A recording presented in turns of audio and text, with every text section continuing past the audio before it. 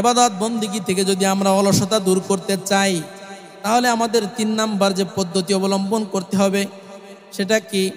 আমাদের সাধ্যমতো চেষ্টা করতে হবে। আল্লাহ পাক রব্বুল আলামিন কালামুল্লাহর ভিতরে বলেন, ওয়ালাইসা লিল ইনসানি ইল্লা মা সাআ। দুনিয়ার জমিনে কোনো মানুষ সফলতা অর্জন করতে পারবে না চেষ্টা ছাড়া।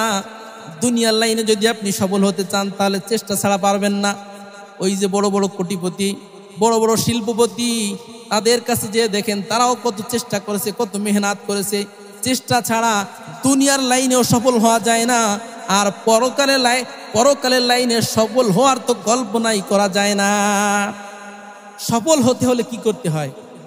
চেষ্টা করতে হয়, মেহনত করতে হয়। মেহনত ছাড়া, চেষ্টা ছাড়া কিছুই হয় না। আল্লাহ পাক রব্বুল আলামিন আপনাকে আমাকে যে জান্নাত দিবেন, এই জান্নাতও কি চেষ্টা ছাড়া? এই জান্নাতও চেষ্টা ছাড়া পাওয়া যাবে না। আল্লাহ পাক রব্বুল আলামিন কালামুল্লাহর ভিতরে বলেন, ওয়াতিলকাল জান্নাতুল্লাতি উরিস্তুমুহা বিমা কুনতুম তা'মালুন। আল্লাহ পাক রব্বুল আলামিন বলেন, ওয়াতিলকাল জান্নাতুল্লাতি উরিস্তুমুহা। হে দুনিয়ার মানুষ, দুনিয়ার জমিনে তোমরা নেক আমল করার মাধ্যমে আমি রব্বুল আলামিন কিয়ামতের ময়দানে তোমাদেরকে যে জান্নাতের ওয়ারিস বানাবো, কিয়ামতের ময়দানে আমি যে জান্নাত তোমাদেরকে দিব, এই জান্নাতও বিনা চেষ্টায় দিব না। এই জান্নাতও আমি চেষ্টার মাধ্যমেই দিব। বিনা চেষ্টায়, বিনা পারিশ্রমিকে, নিলামে আল্লাহ তাআলা জান্নাত দিবেন না। জান্নাত পেতে হলে কি করতে হবে? মেহনত করতে হবে, চেষ্টা করতে হবে। চেষ্টা ছাড়া বাজান জান্নাত পাওয়া যাবে না। মুসলমান ভাইরা আমার, চেষ্টা করা এটা কখনো দোষণীয় না। চেষ্টা করা এটা হচ্ছে সবচেয়ে শ্রেষ্ঠ কাজ। আপনি যদি আপনার ব্যক্তিগত পেশার পিছনেও যদি সময় ব্যয় করেন, এটাও খারাপ না, এটাও ভালো। বরং আল্লাহর নবী সাল্লাল্লাহু আলাইহি ওয়াসাল্লাম তো বলছেন, দুনিয়ার জমিনে সর্বশ্রেষ্ঠ খাবার কোনটা? বলে নিজে পরিশ্রম করে চেষ্টা করে যে খাবারের ব্যবস্থা করা হয়, ওই খাবারটা হচ্ছে সর্বশ্রেষ্ঠ খাবার। আল্লাহর নবী বলেন, মুসনাদে আহমদের বর্ণনা, মা আকালা হাদুন তামান কত্তু খায়রান মিন আইয়াকুলা মিন আমালি ইয়াদিহি। আল্লাহর নবী বলেন, সাহাবীরা, দুনিয়ার জমিনে মানুষ যত খাবার খায়, এর ভিতরে সর্বশ্রেষ্ঠ খাবার হচ্ছে যেই খাবারটা নিজ কর্মের মাধ্যমে অর্জিত হয়, ওই খাবারটাই হচ্ছে সর্বশ্রেষ্ঠ খাবার। অনেক সময় আমরা দাওয়াত খাই আর মনে হয় এটা তো নিলামে আসছে, ফ্রিতে আসছে, এই খাবারটা মনে অনেক ভালো। নবী বলেন, না, এই খাবার শ্রেষ্ঠ না, বরং ওই খাবারটাই শ্রেষ্ঠ যেই খাবার মেহনত করে নিজের গায়ের ঘাম ঝরিয়ে যেই খাবারটা আসে, এই খাবারটা হচ্ছে সর্বশ্রেষ্ঠ খাবার। আল্লাহর নবী বলেন, ওয়া ইন্না নাবিয়াল্লাহ দাউদ আলাইহিস সালাতু ওয়াস সালাম কানা ইয়াকুলু মিন আমালি ইয়াদিহি। নবী আমার বলে, ও সাহাবীরা শোনো, প্রত্যেকটা নবী পরিশ্রম করে, কষ্ট করে করে রিজিকের ব্যবস্থা করেছে। দাউদ আলাইহিস সালাতু ওয়াস সালাম ছোট নবী না বড় নবী? আল্লাহ বলেন, এত বড় নবী, তিনি লোহার কাজ করতেন। এই লোহা পিটিয়ে পিটিয়ে দাকুরল বানিয়ে রিজিকের ব্যবস্থা করতেন। প্রত্যেকটা নবীর পেশাগতভাবে প্রত্যেকটা নবীর এক একটা পেশা ছিল। নবী তো ছিলেন, প্রত্যেক নবী রসুলও তো ছিলেন। কত দায়িত্ব পালন করেছেন, উম্মতের দায়িত্ব পালন করেছেন, নিজের পরিবারের দায়িত্ব পালন করেছেন। পাশাপাশি আল্লাহর নবী বলেন, প্রত্যেকটা নবীর একটা পেশা ছিল।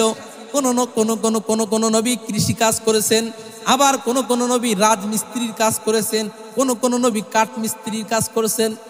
নূহ আলাইহিস সালাতু ওয়াস সালাম কি মিস্ত্রি ছিলেন? কাঠ মিস্ত্রি। নূহ আলাইহিস সালাতু ওয়াস সালাম ছিলেন কাঠ মিস্ত্রি। ইসমাইল এবং ইব্রাহিম আলাইহিস সালাতু ওয়াস সালাম ছিলেন রাজমিস্ত্রি। এরপরে হযরতে আদম আলাইহিস সালাতু ওয়াস সালাম কি ছিলেন? কৃষক। আদম আলাইহিস সালাতু ওয়াস সালাম ছিলেন কৃষক। এই জন্য মুসলমান ভাইয়ের আমার, প্রত্যেকটা নবী কষ্ট করেছেন। হ্যাঁ, ওনারা দুনিয়ার জমিনে অনেক কষ্ট করেছেন, অনেক পেশা অবলম্বন করেছেন। ছাগল চড়িয়েছেন, এরপরে গবাদি পশু চড়িয়েছেন, অনেক পেশা আল্লাহর নবীরা তারা এরকম অবলম্বন করেছেন। বলে যে দুনিয়ার লাইনে সফল হতে হলে চেষ্টা করা লাগে, অনুরূপভাবে পরকালের লাইনে সফল হতেও কি লাগে? চেষ্টা করা লাগে। এজন্য মুসলমান ভাইয়েরা আমার, ইবাদতের ভিতরে যদি আপনি অলসতা দূর করতে চান, তাহলে আপনাকে চেষ্টা করতে হবে। কি করতে হবে? চেষ্টা করতে হবে। চেষ্টা ছাড়া কোনো জিনিস হয় না। প্রত্যেকটা জিনিস অর্জন হয় কিসের মাধ্যমে? চেষ্টার মাধ্যমে। 4 নাম্বার, ইবাদতের ভিতরে যদি আপনি অলসতা দূর করতে চান, 4 নাম্বার দীর্ঘজীবী হওয়ার আশা ছেড়ে দিতে হবে। অনেকের আশা যে আমি তো দীর্ঘজীবী হব, যুবকদের ভিতরে আশা অনেক থাকে, আরে আমি তো মাত্র যুবক, আমার তো সামনে বহুত কিছু আসতেছে, আমি দাদা হব, আমি নানা হব, আমি চাচা হব। হাজারো স্বপ্ন দেখে কি দেখে না?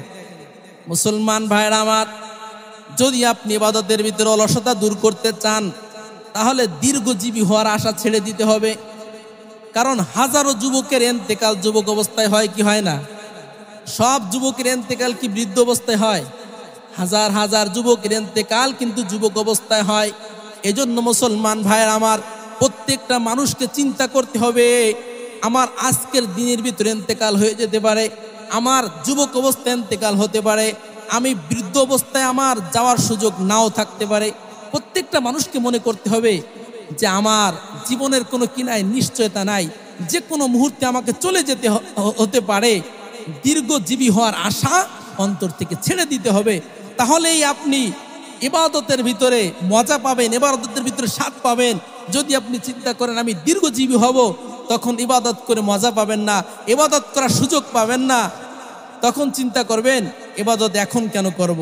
মাত্র যুবক মানুষ, কেবলমাত্র পড়ালেখা করতেছি, এরপরে চাকরি করব, এরপরে বিয়ে শাদী করব, সন্তান হবে, সন্ততি হবে, এরপরে চাচা হব, বাবা হব, দাদা হব, নানা হব, কত কিছু হব, তখন ইবাদত বন্দেগী করব। মুসলমান ভাইয়ের আমার, এজন্য আল্লাহর নবী বলেন, ও সাহাবীরা, ইগতানিম খামসান ক্বাবলা খামসিন, ও আমার সাহাবীরা, 5টি সময় আসার পূর্বে 5টি সময়ের মূল্যায়ন করো। কয়টি সময়? 5টি সময় আসার পূর্বে 5টি সময়ের মূল্যায়ন করতে হবে। আল্লাহর নবী বলেন, ও সাহাবীরা, 1 নাম্বার হলো শাবাবাকা ক্বাবলা হারামিক, বার্ধক্য আসার পূর্বে যৌবনকালকে কাজে লাগাও। কারণ বার্ধক্যের ইবাদত আর যৌবনকালের ইবাদত কখনো সমান হতে পারে না, আকাশ পাতাল ব্যবধান। বার্ধক্যে যে ইবাদত বন্দেগী করা হয় ওইটা সঠিকভাবে হয় না।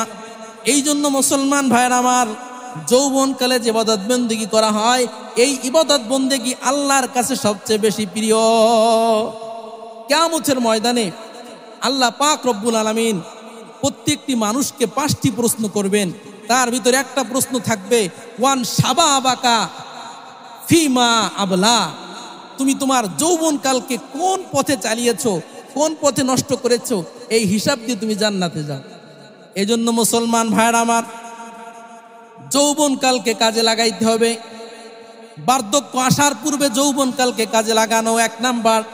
2 নাম্বার, আল্লাহর নবী বলেন, ওয়াসিহাতাকা ক্বাবলা সুকুমিক, অসুস্থ হওয়ার পূর্বে সুস্থতাকে কাজে লাগাইতে হবে। অসুস্থ হয়ে গেলে ইবাদত বন্দেগী করার সুযোগ হয় না। আল্লাহর নবী বলেন, তুমি ইবাদত বন্দেগী করতে চাও তো অসুস্থ হওয়ার আগেই তুমি সুস্থ অবস্থায় ইবাদত বন্দেগী করো।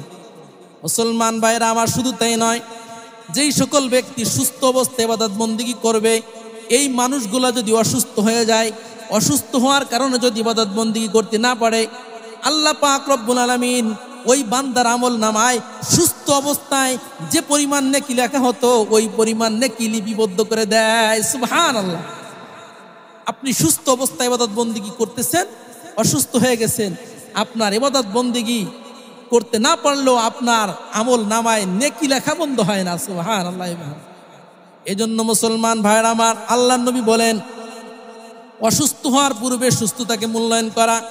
3 নাম্বার, ফারাগাকা ক্বাবলা শুগুলিক, ব্যস্ততা আসার পূর্বে অবসর সময়কে কাজে লাগানো। প্রত্যেকটা মানুষের জীবনে ব্যস্ততা সামনে আসতে পারে। আল্লাহর নবী বলেন, সামনে ব্যস্ততা আসার পূর্বে এই বর্তমানে তুমি নেক কাজ করে থাকো, নেক কাজ করে, বর্তমান নেক কাজ করে তুমি আগিয়ে থাকো। কারণ সামনে তোমার কি আসতে পারে? ব্যস্ততা আসতে পারে। এখন তুমি ফিরে আসো, এখন ইবাদত বন্দেগী করো, এইটাই তোমার কাজে আসবে। কারণ হতে পারে সামনে তুমি ইবাদত বন্দেগী করার সুযোগই পাবা না। 4 নাম্বার, আল্লাহর নবী বলেন, ওয়াগিনাকা ক্বাবলা ফাকরিক, আল্লাহর নবী বলেন, ধনী ব্যক্তিদের জন্য আল্লাহর নবী বলেন, অসচ্ছলতা আসার পূর্বে সচ্ছলতাকে কাজে লাগাও। প্রত্যেকের জীবনে অসচ্ছলতা আসতে পারে, সারা জীবন মানুষ সচ্ছল থাকে না।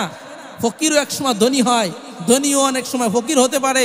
আল্লাহ নবী বলেন, যখন তুমি সচ্ছল থাকো, অসচ্ছলতা আসার আগে সচ্ছলতাকে কাজে লাগাও। আল্লাহ তোমাকে এখন টাকা দিয়েছে, এখন খরচ করো। এমনও হতে পারে ভবিষ্যতে তুমি খরচ করবা কেন, তোমার পিছে মানুষ খরচ করা লাগতে পারে, এমনও হতে পারে। কারণ মানুষের অবস্থা সবসময় একরকমের থাকে না। আজকে যিনি ধনী, কালকে দিন রাস্তার ফকিরও হতে পারে। অতিলকাল আইয়ামু নুদাবিলুহা, আল্লাহ বলেন মানুষের অবস্থা সব সময় একরকমের থাকে না। মানুষের অবস্থা পরিবর্তনশীল। যে কোনো মুহূর্তে মানুষের সময় কি হয়ে যেতে পারে, পরিবর্তন হয়ে যেতে পারে।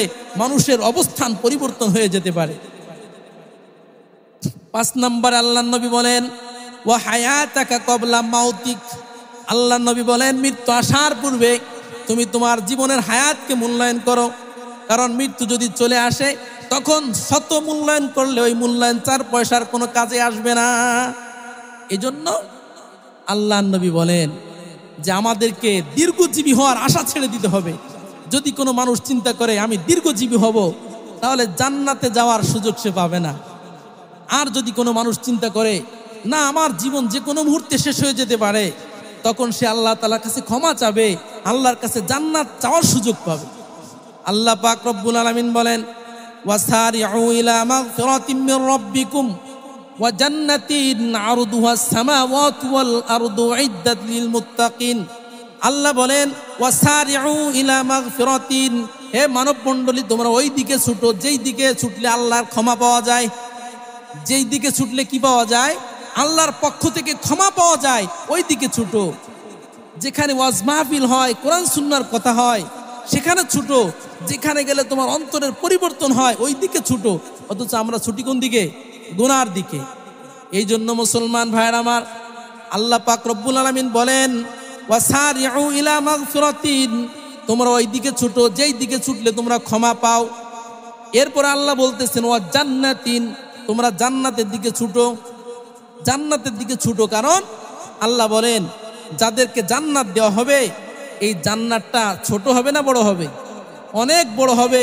আল্লাহ বলেন আরদুহা আস-সামাওয়াতু ওয়াল আরদ, এই জান্নাত এত বড় হবে বলে 7 আসমান 7 জমিন মিলে যতটুকু প্রশস্ততা আসে, এর চেয়েও বড় হবে ছোট্ট একটা জান্নাত।